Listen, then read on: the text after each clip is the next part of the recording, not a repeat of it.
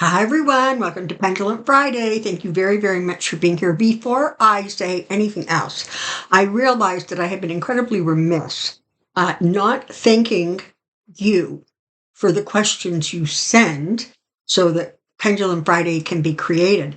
Beth and Joyce do an amazing job sort of compiling it. But without your input, there would be no Pendulum Friday. So thank you, thank you, thank you. All right. Um, Two things. If you watched my video that was released on Monday and Wednesday, if I scrambled up your brain, I apologize because I I the Wednesday video showed up on Monday and the Monday video showed up on Wednesday. So I just cross-threaded everything. So if you were listening really closely and you were like, why is she talking about Wednesday? That's why. Okay. And the other thing, real quick, is that it looks like we're going to get a thunderstorm anytime now. And so Atlas is going to feel it necessary to alert the province that there's rain. So should that happen, we'll have to take a little break and then I'll come back. But we're going to try and zip through this so that I can get it done before he starts reacting. Here we go. This is interesting because there's a series of questions that came in with regards to the attempted assassination in July 13th of 2024. So, we've just kind of passed a week or two ago, the sort of anniversary of that. So let's see what we can figure out here. Here we go. Okay, anybody new to the channel, thank you for being here. Welcome. When the pendulum goes side to side like that, it means it's ready to talk and I am protected. Show me yes. Back and forth is yes. Show me no. And there you have it. Round and round is no. Let's get started. Was the attempted assassination of 45 in Pennsylvania on June 13th, 2024 fake?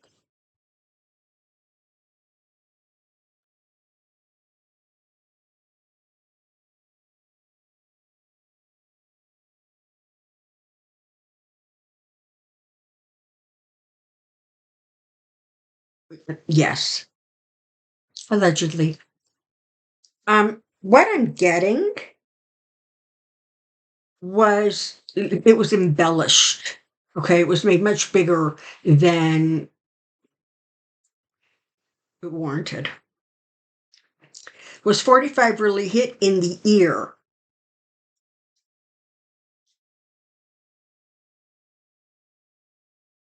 No. 45 have a packet of fake blood on him to use.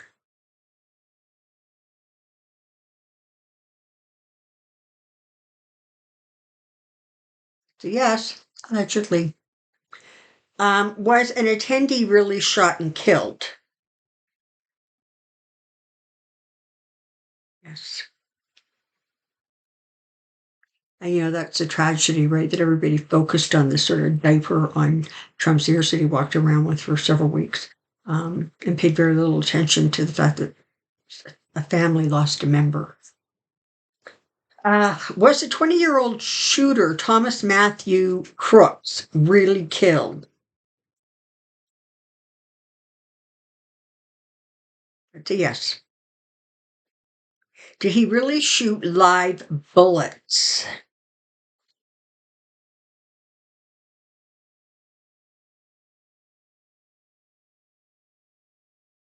That's a yes.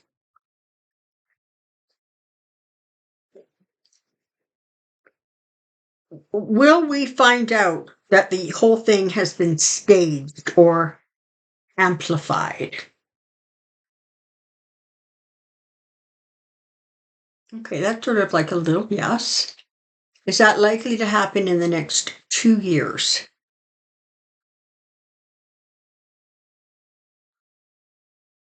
That's a no. All right. Moving on. There we go. All right. Is Syria headed for a more peaceful, prosperous future?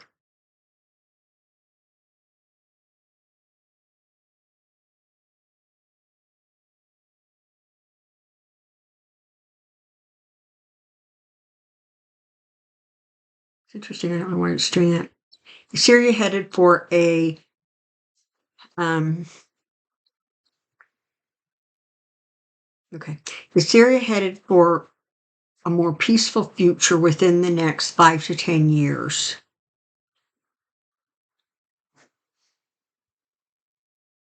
Okay, that's a yes. Will it be less than 5 years? As of right now, energetically, unfortunately, that is a no. The oligarchs who are really directing the actions of the Trump administration, are they fully aware of the Russian infiltration of our government? And are they also aligned with the interests of Putin? So let's identify, maybe to start with, who the oligarchs are, right? They're the people with a tremendous amount of money and a tremendous amount of influence. And they all thought that they should just get on Trump's good side, because then they would be safe from his insanity. That doesn't seem to be working out very well. But in any case, are the people of the United States, who we consider, we're going to nickname the oligarch, are they aware of the degree to which Russian and Russian influences have permeated the government?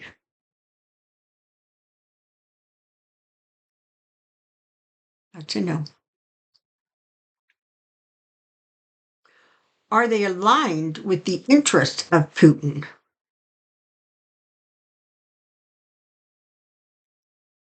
That's also a no.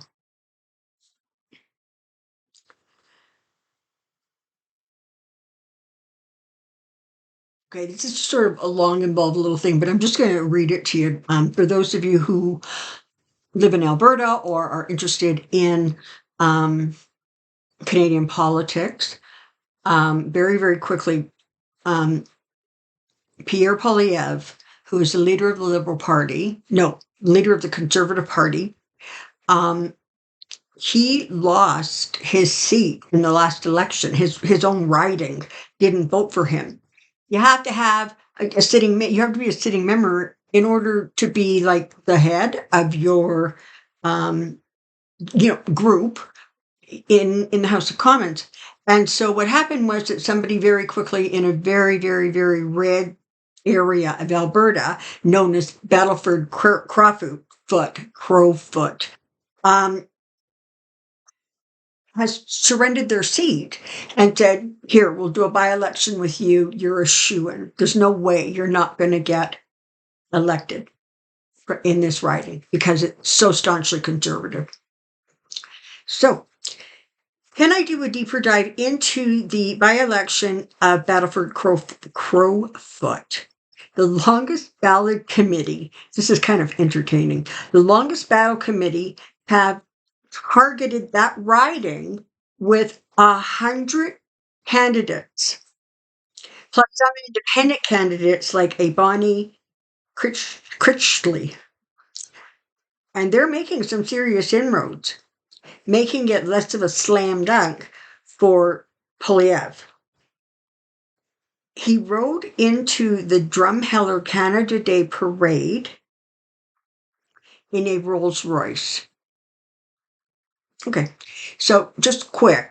Drumheller is southern Alberta, and it's known for the dinosaur. There's a lot there. There's this amazing like museum of dinosaur bones. It's called the Badlands, right? So not a lot grows there. It's sort of arid, a little desolate. It's very pretty though. Like the scenery that you look out around is really pretty. So, but anyway, showing up in a Rolls Royce, is not going to make you one of the people. Okay? It's a bad move. Who's handling this guy? Let's just break this down quickly. Is Polyev more than 60% likely to win the by-election in Battleford Crowford? More than 60%.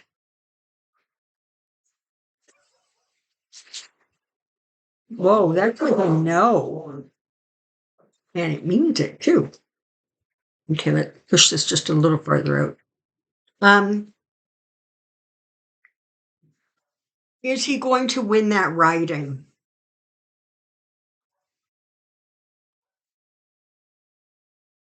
That there's no movement. It is absolutely undetermined. Whatever this guy was, I mean, I didn't pay a lot of attention to him, but certainly he's proving that he is out of touch, that he is too conservative by far. He is aligned with Trump. I'm not going to say any more than that. Epstein did Gillian, sorry. And you know what? Whoever sent me that little thing saying this is how you pronounce it phonetically, sure, I should have written it down somewhere. Maxwell, did she provide the Wall Street Journal with the birthday card from Donald Trump?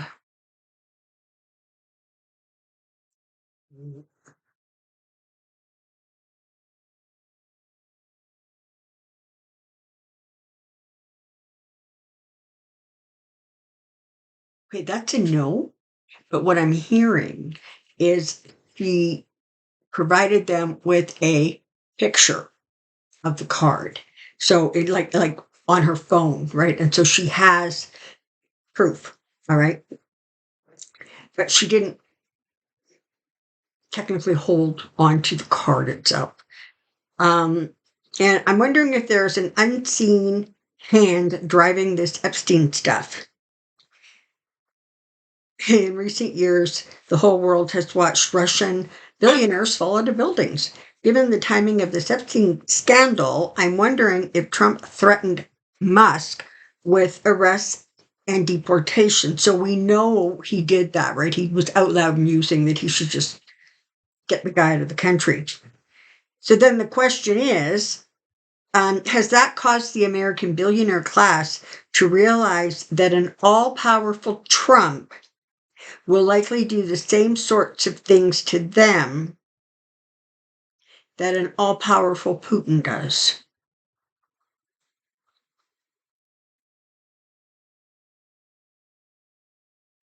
That's a yes. It's not a huge yes, but it's a yes. So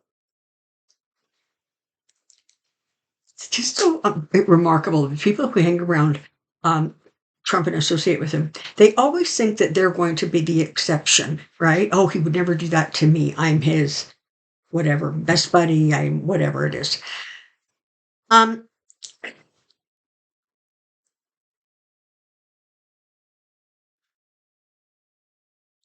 I think it has concerned them. But the other thing that I'm hearing here is that,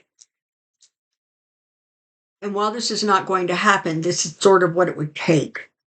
If for any reason Trump was able to stay in office past his term, assuming he survives the whole term, would he then feel more comfortable using some of those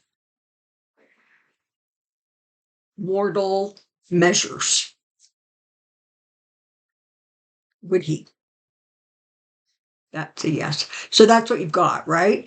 They're aware. It kind of freaked them out a little bit. But again, there's this idea that he would never do that to us. And if he did it to Elon Musk, who spent whatever millions and millions of dollars to get this Yahoo elected, trust me, he's going to do it to the rest of you. Is sending Emile Beauvais to interview Ghislaine Is that like Bill Barr visiting Epstein? Really good question. Here we go. Is there going to be dire or negative consequences to Maxwell as a result of this visit?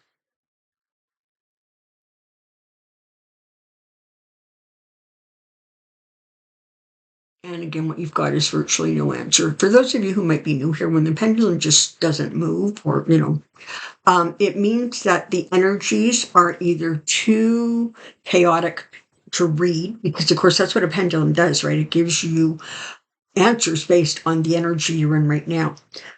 It can also mean that an outcome hasn't been determined.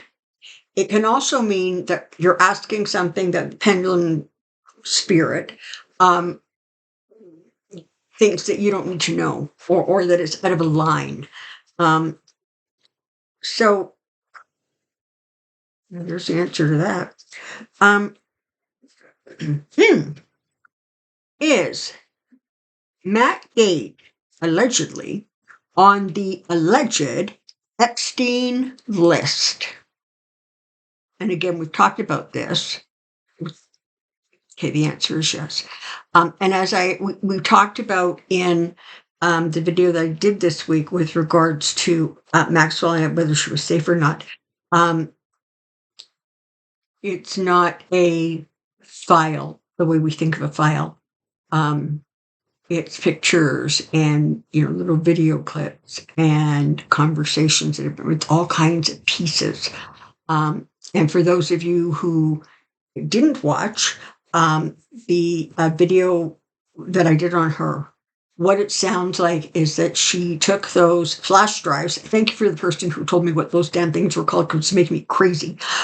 Flash drives, there's several of them, and they got sort of dispersed because she saw, what happened. And so it really is one of those, if something happened, can we please release this sort of situations. Was EM's deleted tweet about Trump being in the Epstein files a coded message to initiate a pre-planned operation to remove Trump from power? Was that the intention behind putting up the tweet and then deleting it?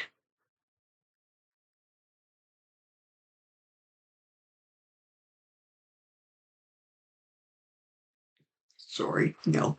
What they said was, nope, that was just one spoiled little child having a fight with another spoiled little child, where,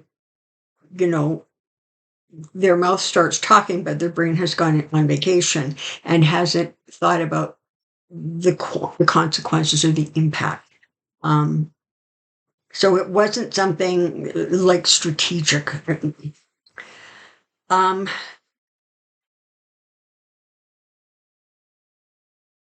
Okay, and somebody is pointing out rightly that Maxwell was not a bystander. She participated in this, and she is absolutely responsible for the things she did or didn't do. The next question is, I can't answer this with the pendulum, but the question is, where did Epstein get the money to go from a school teacher to owning his own island? That is an interesting question. Will Maxwell's sentence be commuted?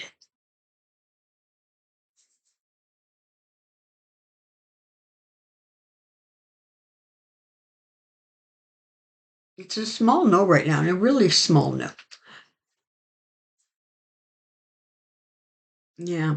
The next question is, will she be pardoned by Trump? So the answer that I'm hearing applies to both.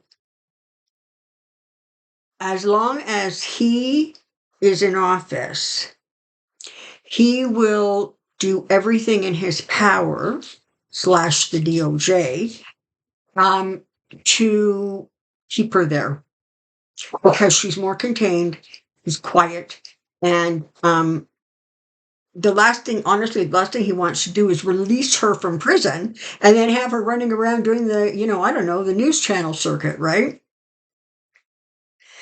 Will the American people benefit from their country, not having the same power and respect that they came to expect down the road? Is America going to end up being a better place for the United States? Yes. But it's going to take a while. All right, this is not as simple as getting him out of office. Will Pam Bondi and Kash Patel be on the chopping block soon? Okay, well, soon's a little ambiguous, so let's go with within the next 6 months. Pam Bondi. Is he going to throw her under the bus? You bet he is. And Kash Patel, is he also going to be thrown under the bus within the next 6 months or so? Mm-hmm. So it's interesting, right? Because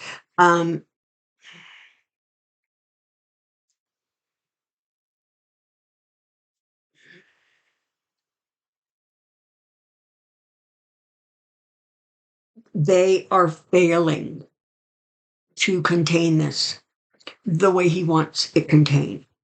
This is a guy who is like, oh, I don't like anything that's happening to me right now. I'm going to cause a major distraction, or I'm just going to start screaming the word Obama.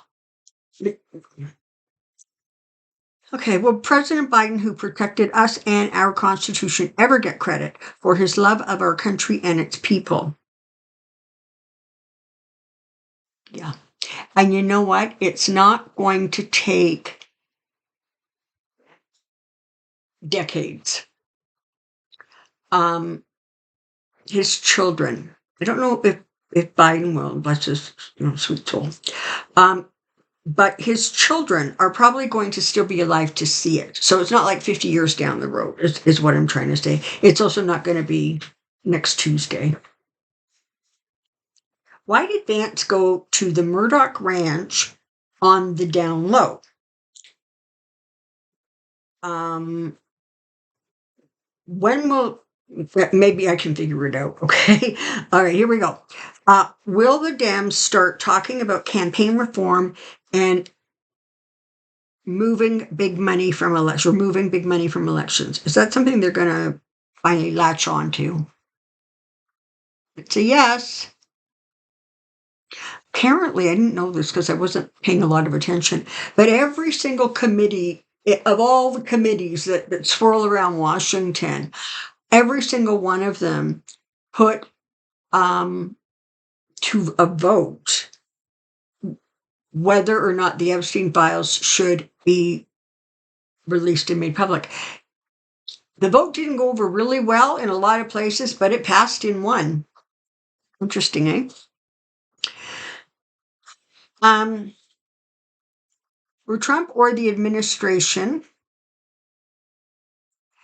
Vance's secret meeting with the Murdochs? So did Vance go there because I think what she's trying to, this is a very long kind of convoluted question here.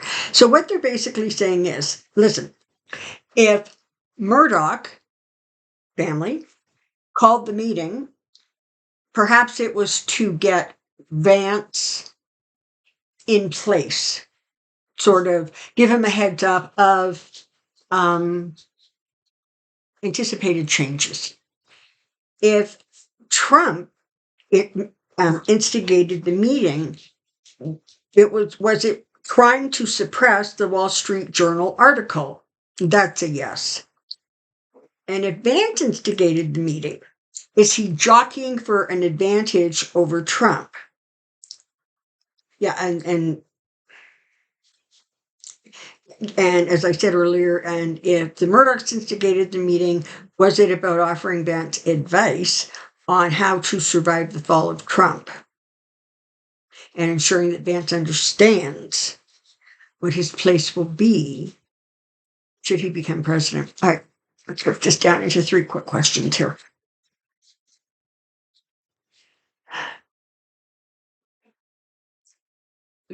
Did the Washington Post, I'm going to go there, did the Washington Post reach out to 45 or his administration to comment on the article?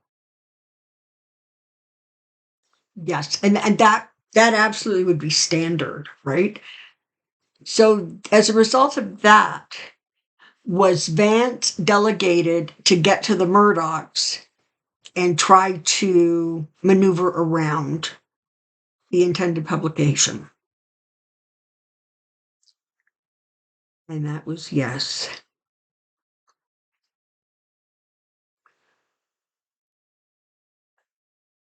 Have the Murdochs, are the Murdochs staunchly standing behind 45 in this administration?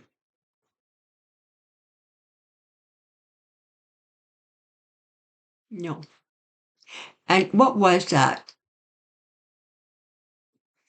578 or $705 million they were penalized, right, for lying on the air about the election fraud. And listen, they may have a ton of money, and it probably didn't break their bank, but that doesn't mean they're happy about it or they're going to forgive, because what they did, and they're absolutely guilty about this, but what they did was they encouraged that kind of communication for their ratings. And then it backfired on them. And they have not, and they were doing it in part to curry favor with Trump, but it ended up backfiring on them. And so they're not exactly, he's not exactly on their, Christmas card list. Is Murdoch just getting Trump out of the way to make room for JD?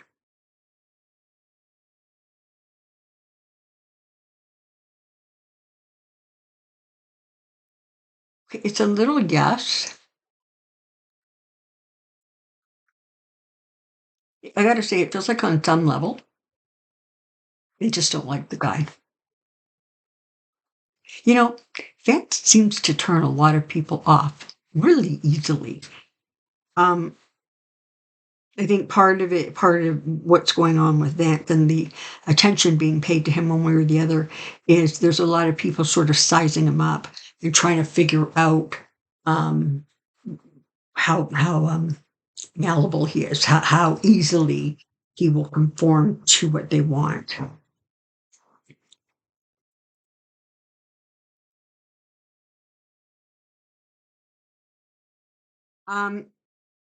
Did Trump's threats towards EM spook the oligarch class?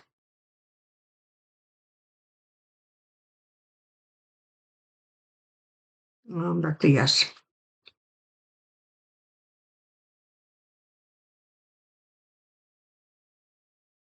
Are the sort of the U.S. oligarchs, are they at this point looking to get rid of Trump, trying to figure out how to get him out of office? Okay, that's a no, but it's a soft no, because in some cases, they're simply waiting to see how bad the economy tanks and how badly it influences their companies. And at that point, they will make some concrete decisions. Right now, they're all standing like this, just looking around, watching him, right?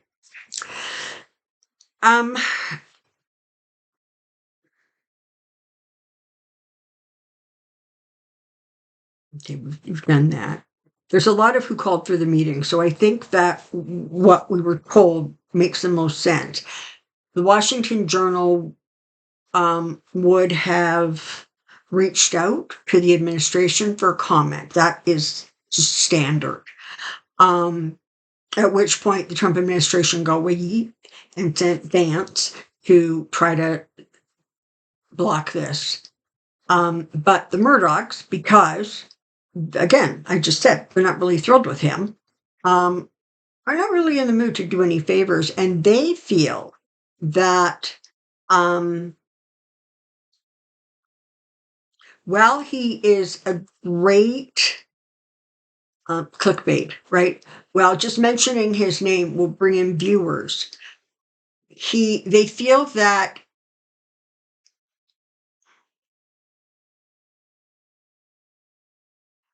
interesting. What they're saying is that part of what the Murdochs are trying to figure out how to navigate right now is they completely understand that they have lost any reputation they had for being a news agency. They've really just turned into a conservative talk show, right? Um, but they're mindful of the fact that as Trump loses power, as he is, as his popularity continues to decrease, as Republican senators and congresspeople continue to get absolutely hammered at these town meetings and every other way, um, they're not they're not doing it on purpose. But again, they, they feel like they've lost the ability to be viewed as reputable. Start there. Two, they're not actually trying to antagonize Trump or get him into a big fight as much as they're trying to send subtle messages to let him know that we're not going to just bow, right? Because they're well aware of the fact that it was Fox News that played a huge role in getting him back into the White House.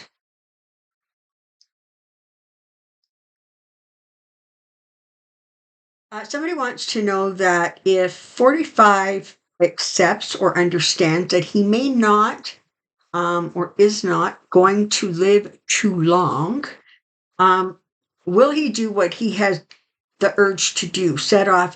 A nuclear war, start off a nuclear war? No. As much as, um, first of all, there's all these levels of safeguards that are in place. Like it's not like he can just push a button, right? But there are some in positions of authority who would simply not follow the command.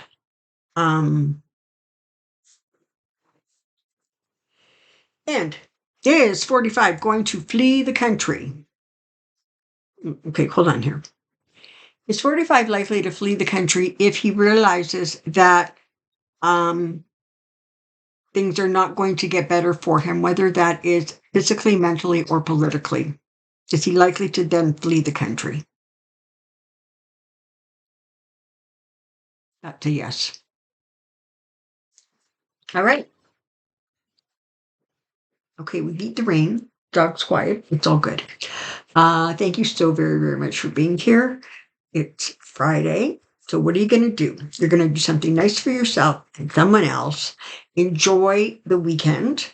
And I will look forward to seeing all of you right back here on Monday. All right.